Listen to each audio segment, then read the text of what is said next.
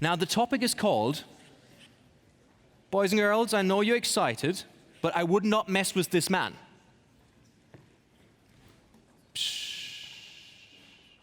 Because he was trained by the FBI. So if people are trained by the FBI, I wouldn't mess around with them. Simple rule.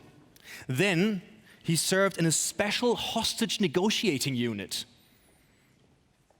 Then he decided, fair enough, let's move on, let's become a founder. And what he's going to do now, and this might be a super, super important lesson in your life, might actually save you a lot of shares, or, I don't know, help you get along a lot better with your boyfriend, girlfriend, gimp, or whatever you have.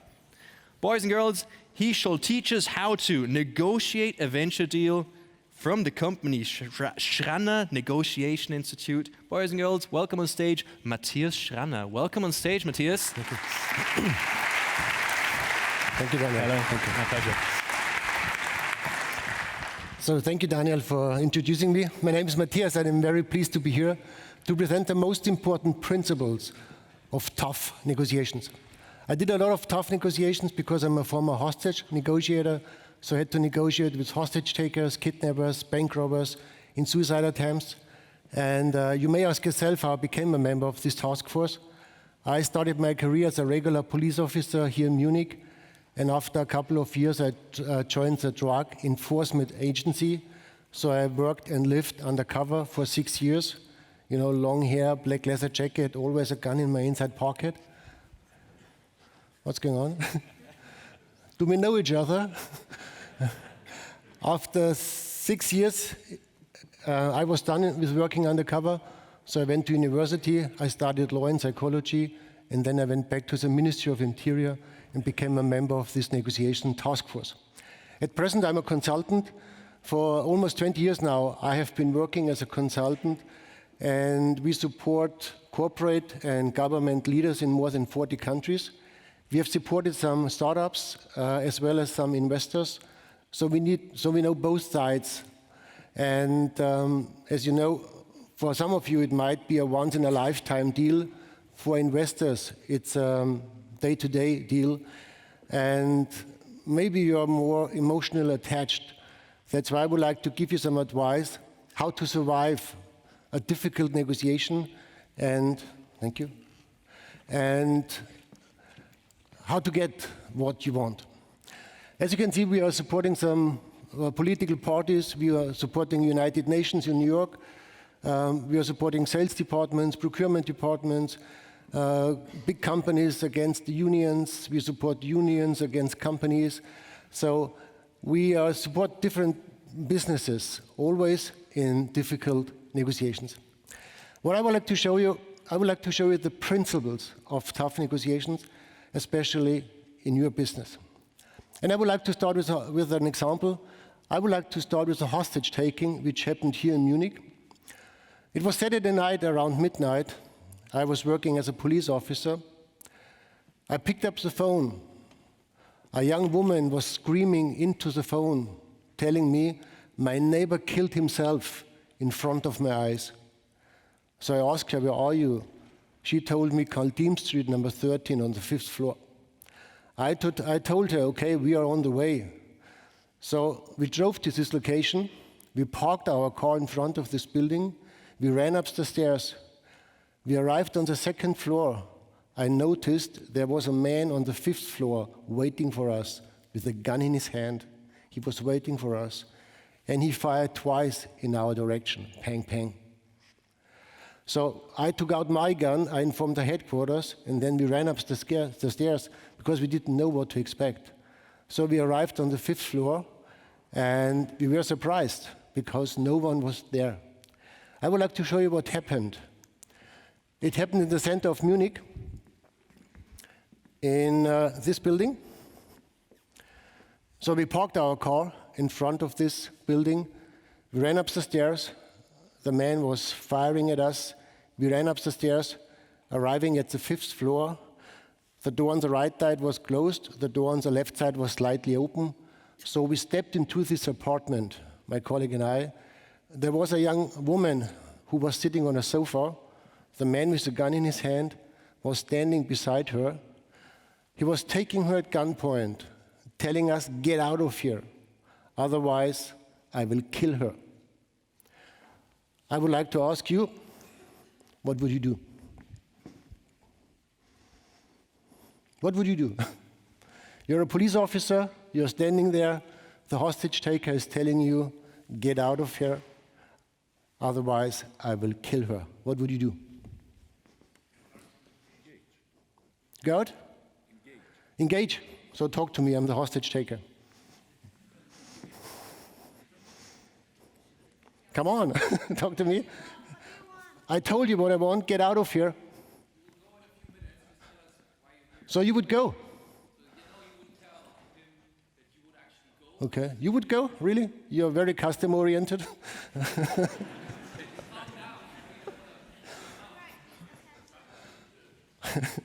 So what to do? Shoot her. Shoot him.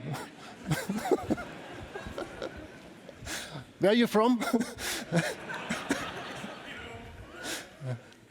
So I would like to ask you some questions and you could say yes or no, okay? So number one, coming back to your recommendation, what about killing him? Would it be smart? No. Because if you possibly know, if he has his string already here, his finger already at the trigger, if I kill him, he will pull the trigger automatically. If I don't kill him, he will pull the trigger purposely. Or I kill the hostage. Then, of course, from a negotiation perspective, I would be in a better position. But this is not what we want. So killing him is, I think it's too risky. What about increasing the pressure? What about moving in his direction? No. Too risky? What about increasing the pressure verbally? What about threatening him? If you don't, we will kill you. No? Too much stress? Okay. What about the opposite? What about leaving the room? We apologize for disturbing you. Have a nice evening. No? Maybe later? Okay. There are other options. So we could say, well, what about a compromise, by the way? What about offering a compromise? So don't kill her. Just shoot her in her knees.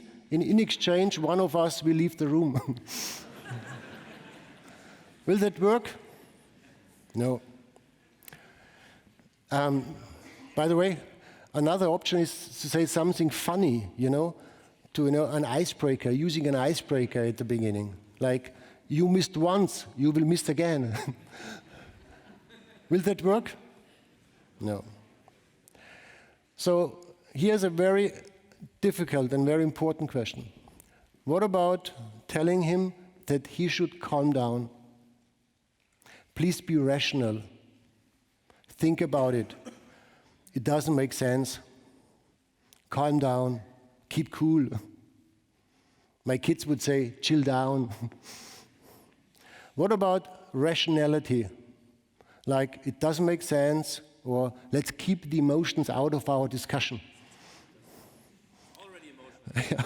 Will that work? No. So here's the most difficult question. This guy has a gun in his hand, telling me, get out of here, otherwise I will kill her. And I'm telling him, dear hostage taker, bad news. From a legal perspective, I have to tell you, you are not allowed to take a hostage. But obviously he's wrong, right? What about telling him that he's wrong? Because by law, he's not allowed to do it. Would it be smart? What about him? Does he know that he's wrong? Or do you think, does he believe he's right? He believes he's right, otherwise he wouldn't do it. So here's the first and the most important principle in a negotiation. You can't convince your negotiation partner because they believe they are right. And if you try to convince them, you come up with an argument, you try to convince them that you are right, then you create a conflict, and then you start fighting.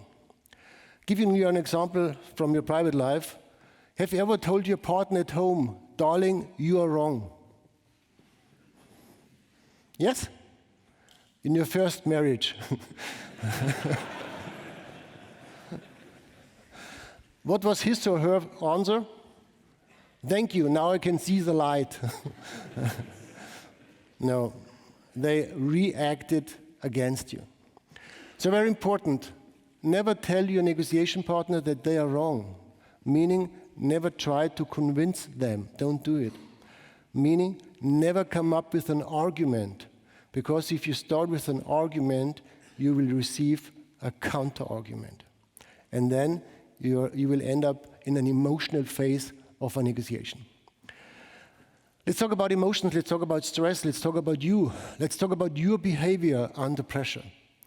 As you know, under pressure, let's start with a simple example. I'm a man from the Stone Age, a caveman. I have my club in my hand. It's pretty relaxed. Oktoberfest is not far away, so I'm really relaxed. And suddenly I hear a noise, and I see a grizzly bear is running towards me. I have three options. Number one, run. Number two, fight. Number three, freeze, do nothing. What about you under pressure? Are you a so-called fight type? Do you start to fight? Or are you a flight type? Do you run away? May I ask you, who of you is a fight type? Meaning, if it's getting really dangerous, then you start to fight. Fight, flight, running away. So we have more fight types, which would be great because I love to negotiate against fighters. It's easier. I would like to give you some examples, and then I would like to ask you again. Let's assume I arrive at home. I have a really tough, after a really tough day. You know, do you know these days? So you get up in the morning, you take a shower, you're standing in front of the mirror getting dressed, you ask your partner, oh, did I gain weight? The answer, I love you anyway. You're on the way to the office. You know, do you know these days? And then you arrive at home, and it's really, you know, it's definitely enough. So please imagine you arrive at home after a really tough day. You got the feeling it's enough for today. Can you imagine? So with this feeling, I'm entering my house. Let's say I'm a flight type. I can't change it. It's part of my personality. I'm a flight type. I'm a flight type. I do have the feeling it's enough for today. I'm entering my house. My wife is waiting for me. She's asking me, darling, did you buy the milk? My answer is, no, darling. She starts the never and always sentences. You never listen to me. You always forget. I'm a flight type. What do you think? What's my reaction? Exactly. I turn around, I go to the supermarket.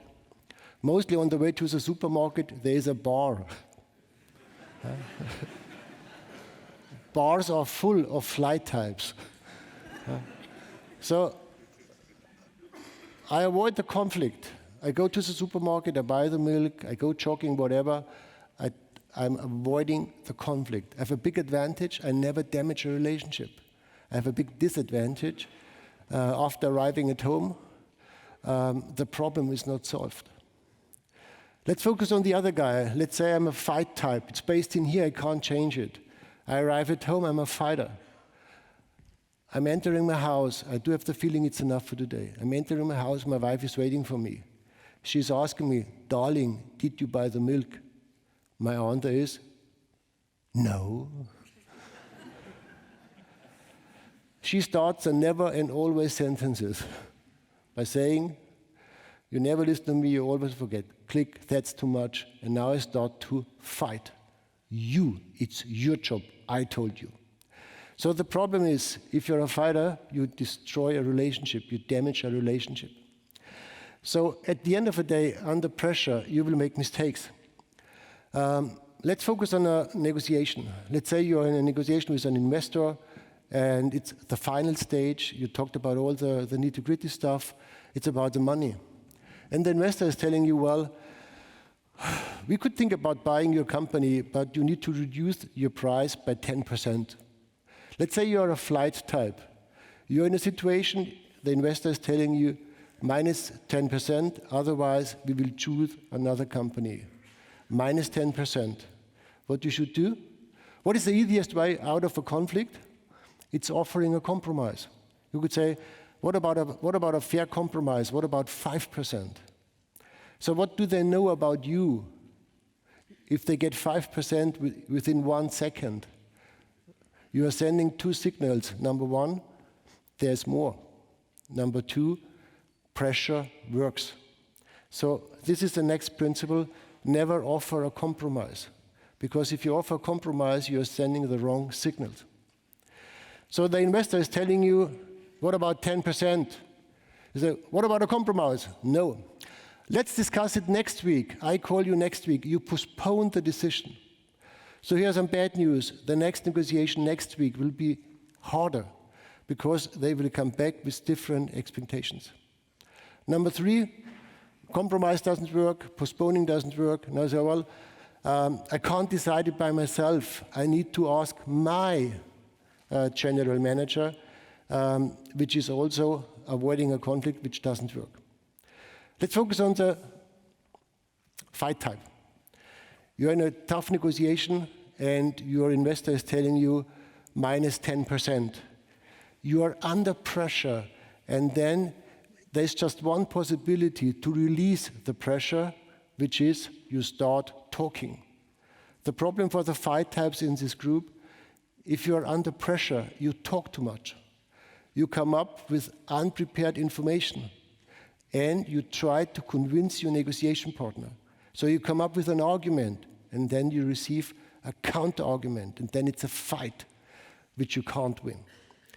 So you need, for all of you, you need one word to control yourself.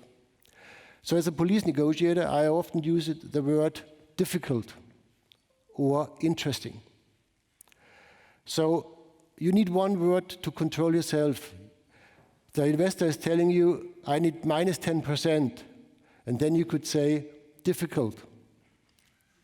And then count to 3. 1, 2, 3. And then the most important signal you need in a negotiation, which is, you want a conflict, be my guest. You will get one. I will not step out. I will not go forward. Let's negotiate. So you need one word. It could be difficult. It could be interesting. My colleague, my teacher at the police department, he always used the word aha. There was a night shift. It was really funny. There was a man who committed suicide, calling us. I'm standing at the highest building at the Munich airport, and I'm going to jump right now. My colleague replied, aha.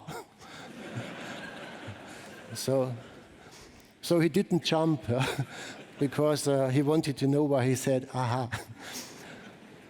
So you need one word, difficult, challenging, interesting, whatever. You need one word to control yourself and to slow it down.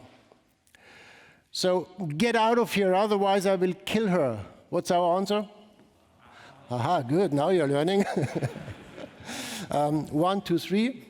And then you talk about, you need something positive. You can say, well, thank you for expressing what you want. Thank you for expressing your concerns. Then you need to talk about common interests. The biggest problem is a threat. So we had one hostage taker, for example. He was in a bank robber with a gun. He told us, if I don't get the getaway car within 1 hour, I will cut off the ear of my hostage. What would you say? Aha, good. 1, 2, 3. Thank you for expressing what you want to do. And then, the problem is, it's a commitment. So he will never get a getaway car. So you need to minimize a threat. The problem is, if you don't minimize a threat, it's a commitment, and then he has to do it. Or you could use an icebreaker, for example, like, you can do it only twice.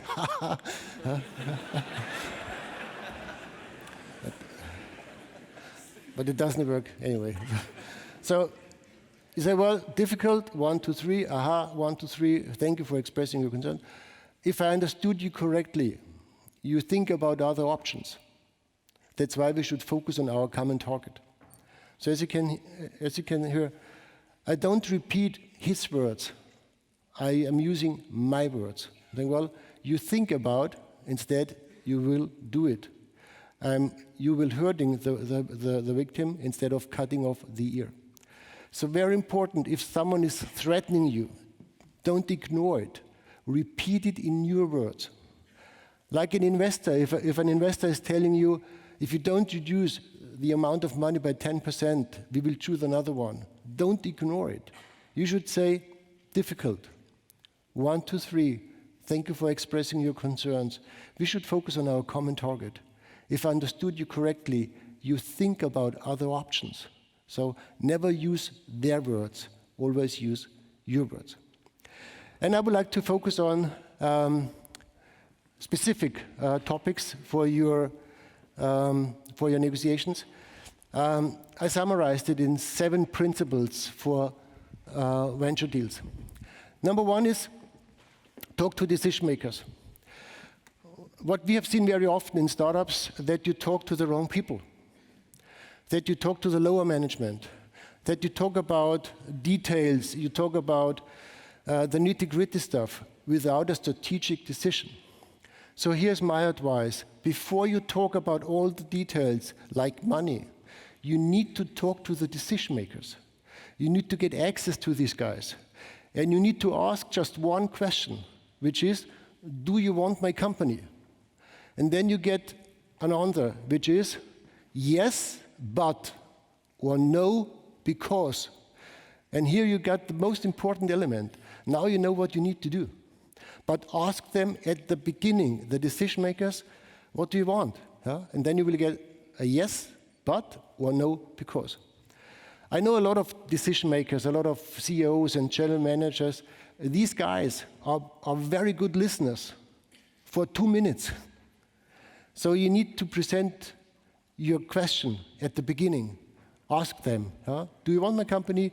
Yes, but, no, because. And then you know exactly what you need to do. You could use this sentence in the negotiation with the lower management. You could always say, well, I talked to your decision maker already. I understood, and then you could use the strategic decision in going forward. Next one is set up a timeline. Very often, you wait for a decision. You wait for information. We call it internally bird watching. So you're in this negotiation process with an investor, and then you sit in your office watching the birds. Don't do it. Set up a timeline at the beginning, meaning, then, well, dear decision maker, so let's set up a timeline. What information do you need from us? What kind of information do we need from you? Set up a timeline and try to get a confirmation for this timeline. Because from now on, you could say, well, we are running out of time. So we, investor and startup, we are running out of time. Number 3, set up your team, the FBI principles. As a hostage negotiator, you never negotiate alone, because under pressure, you will make mistakes. The biggest problem in a tough negotiation, you're under pressure, you're emotionally attached. And then there's a so-called window of opportunity. You are a negotiator, you're under pressure. The problem is you can't see this window of opportunity. You can't see what's possible because you're so focused on the conflict. You're so focused on the grizzly bears. That's why you need someone sitting next to you. We call this guy a commander. A commander is a so-called non-speaking negotiator. A commander is supporting you, helping you. They realize if the window of opportunity is open. So they ask you for a break, and then they tell you, you should go in this direction and not in that direction. Number 4, put the fish on the table. You know, in the negotiation community, there are 2 philosophies. Number 1 is low-hanging fruits first. Meaning, you're walking through the garden with your basket in your arm, and you collect the low-hanging fruits. So in a negotiation means you're talking about the easy topics at the beginning. So you create a positive atmosphere, you move forward, everything seems to be fine. But the problem is, at the end of the negotiation, you're in a take it or leave it position. So never start with fruits. The other philosophy, put the fish on the table. If you want something, you need to present it. So if you do have a fish, if you do have an issue, if you want some money, for example, you need to present it at the beginning. Because otherwise, if you hide the fish under the table, it starts to smell. And then it's even harder to present it. Number 5, act, don't react. Very important. Your company, it's like a baby. You're so proud of being part of this company. For you, it's a once-in-a-lifetime negotiation. For these guys on the other side, a lot of the investors are very professional negotiators. They are sharks, and I mean in a very positive way. They are sharks. They know exactly how to use it. So you're coming up with your startup, with the idea, and you're excited, and they're telling you, I'm thinking about buying this company, but to be honest, I don't like your baby. It's ugly. And now you're emotionally attached, and then you make mistakes. So very important, always keep on track. Never react on a grizzly bear, because that's tactic. Number 6, summarize as often as possible. Very important. At the end of a negotiation process, summarize as often as possible. If I understood you correctly, please correct me if I'm wrong. Try to summarize as often as possible, making sure you're on the same page. Of course, you will write the minutes. You will then the minutes, making sure you're always in the driver's seat. So, as you can see, this is number 7. It's a firefighter. Let's focus on our hostage taker. He's still in the room, gun in his hand, telling us, get out of here, otherwise I will kill her. Our answer is difficult. 1, 2, 3. Thank you for expressing what you want to do. I think we have a common target. Let's focus on our common target. And so I asked him, so what happened before? I asked him, did you kill someone? He replied, no. So I asked him, did you hurt someone? He replied, no. I asked this young woman sitting on the sofa, did you call us? She replied, no. I was, oops, wrong floor. So I asked them, what's going on here? They told me they have no idea. So I asked them, what do you want? What's your demand? And he told me, I want to be back on work on Monday morning. I said, difficult. Because he told me, if I won't be back on work on Monday morning, I will be fired. So can you help me? So and here's principle number 7. As a hostage negotiator, as a police negotiator, very often you have to negotiate with someone who is standing on a building, ready to jump. These guys are standing at the edge like this, pretending they want to die. The crowd is waiting with their smartphones. They record the situation. If it takes too long, they start to shout, jump!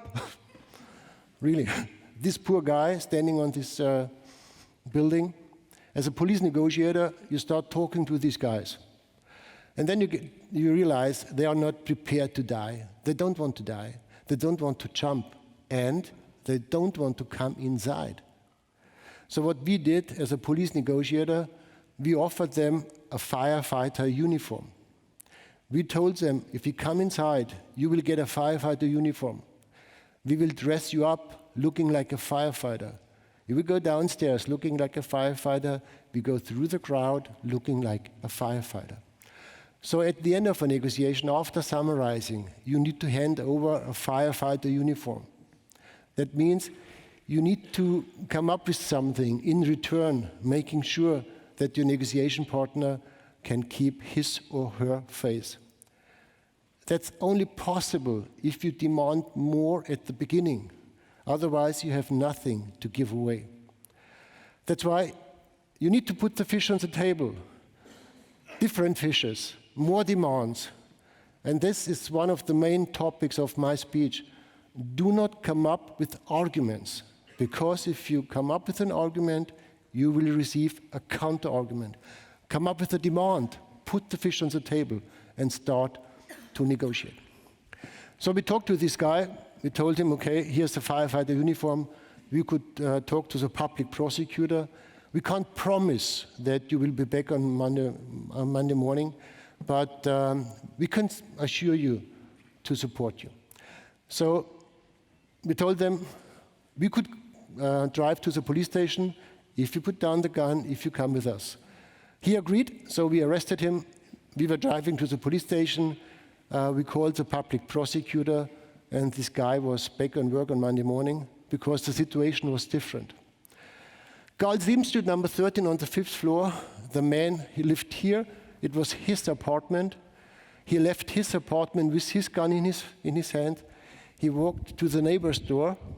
He was ringing the bell with his gun in his hand. He was standing in front of this door like this. He was ringing the bell. The neighbor, she opened the door, looked into his eyes. In this second, he fired the gun. She closed the door. She called the police. I picked up the telephone. She screamed into the phone, my neighbor killed himself in front of my eyes. So I asked her, where are you? Carl Street, number 13 on the 5th floor. We were driving to this location. We ran up the stairs. The man was waiting with a gun in his hand. As you can see, something is different. It was not a real gun, it was a gas pistol. Do you know what a gas pistol is? It looks like a real gun, and the sound is exactly the same. So he fired at us with a gas pistol.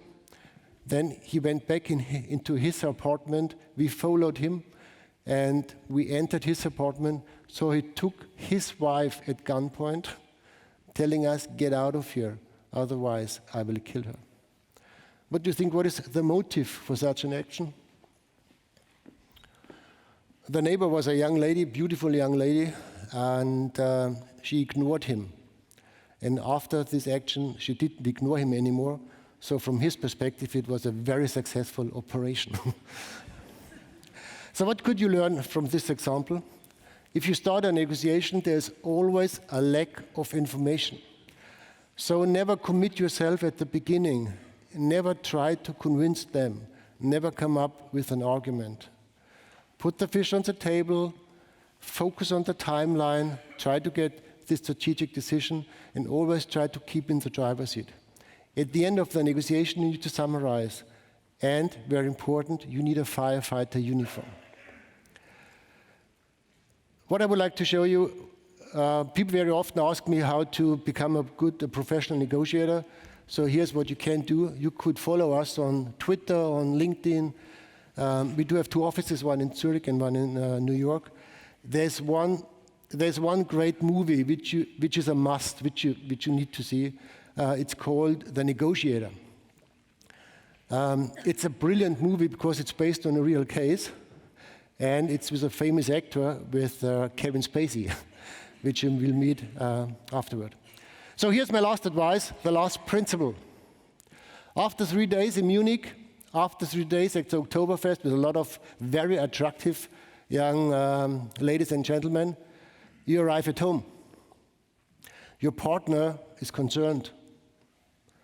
You enter the house, they're waiting for you. You enter the house, they ask you, darling, do you still love me? There's one word you shouldn't say. Aha. Thank you so much. Thank you.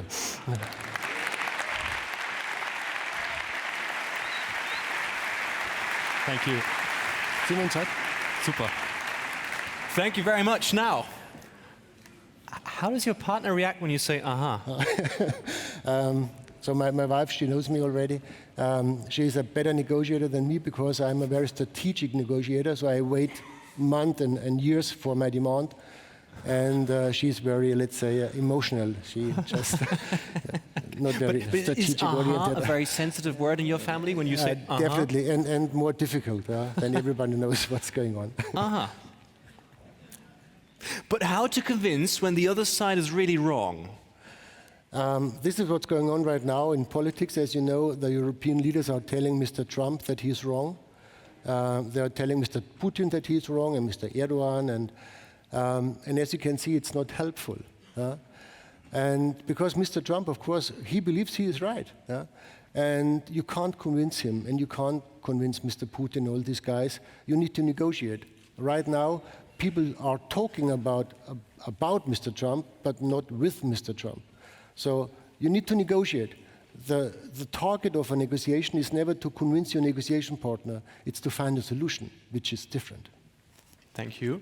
Don't forget, you can ask questions on slido.com. Just go to the website and enter bits17, and then you can also ask questions or vote them up and down. What makes negotiating with a fight type easier? You mentioned that. It's easier because you will get more information easily. So you need just to create some deadlock scenarios. You need to create a conflict, and fight types, they are so energized and they are full of adrenaline, and they need to talk. So it's the easiest way to get a lot of information, unprepared information, which could you use against them. How long does it take you to assess if someone's fight or flight? 2 to 3 seconds. Okay, wow. Okay. I'm a former hostage negotiator, come on. So that's like your daily bread. It's like we say it's green or blue, that's what you do. Exactly. So someone was just yelling, how? I've been working 17 years as a police officer. You create a feeling for aggression. You can't explain it, but you create this feeling. That's why So it's kind of like a sixth sense. You kind of exactly. Okay. You have examples for firefighter suits when it's about shares, price for the company, salaries. Do you have some examples? Well, that depends on the case. So what I would like to say, you need to ask for more at the beginning. You need to create a conflict at the beginning, that you have something which you could give away, which you shouldn't. It shouldn't be money. Because for you, money is more important for the investors. For them, they have a different financial standpoint. So it should be something else, like speaking at a conference or being visible in your community. This could be more important. Okay, thank you. Great question. Which book to read as a follow-up? Well, I wrote some books, of course, and I think just follow us on Twitter or LinkedIn, because we have a great faculty with a lot of experts. You can get a lot of information for free. In following us, you will get a newsletter. So, like right now, we are talking about Brexit, North Korea, how to negotiate with your kids, about iPhone and all that stuff. So we have tons of materials. Just follow us. Okay, thank you. How do you increase your demand while negotiating? Don't you need to be a fighter for that? No. Increasing demands means right now, if you prepare a negotiation, you try to find out what to have to do, what to have to give to reach an agreement. This is wrong. What you need to do is write a list of demands. What could I ask for? So don't prepare yourself we call it, in this mind that you want to give something. You need to prepare yourself to get something. So always write a list of demands, 20 demands minimum. 20 demands, and then you have a lot of demands in your pocket. Okay, thank you. Here's a great question. Is Angela Merkel a good negotiator? She's brilliant. She's brilliant because Why? she's always calm. She's always focusing on common targets. As you know, today it's election in Germany. Mr. Martin Schulz, he's not a good negotiator because you know it's easy to sit in a talk show and to talk about Mr. Trump. That's easy. But he didn't negotiate with Mr. Trump. He was the president of the European Parliament. So from my perspective, Ms. Merkel, great negotiator. That's a clear opinion. Last question, we're out of time already. What about the last type? You mentioned the freeze category besides fight or flight. Freeze is very special. I've been, a guy took me as a hostage once. I was in a bar, I worked undercover, as I mentioned it before. He came to me like, and I said, what's going on here? He took a gun from his inside pocket, and he took me as a hostage. I was looking in the black hole of this gun. So I was standing there looking into this gun, and I was waiting for the adrenaline, waiting and waiting. But there was no adrenaline. This is shock. Shock means it's such a huge grizzly bear that you can't react. That's freeze. You stand there, and I have no idea what happened after this. I have no idea. Well, obviously you survived, but did anyone tell you how you got out of it? No. The next picture, that some police officers, they tried to arrest him, but I have no idea. Was it 3 seconds, 30 minutes? I have no idea. Wow, and you have no memories from the second of seeing the barrel? No smell, nothing, just nothing. Gone. It's completely deleted. So if it happens to a guy like you, it's okay if it happens to us? Of course. Wow, that was intense. Thank you very much. That was fantastic. Okay. Thank you, guys. Thank you very much. Thank you. Thank you. Thank you. Thank you. Thank you very much. Wow. That was Matthias Schranner.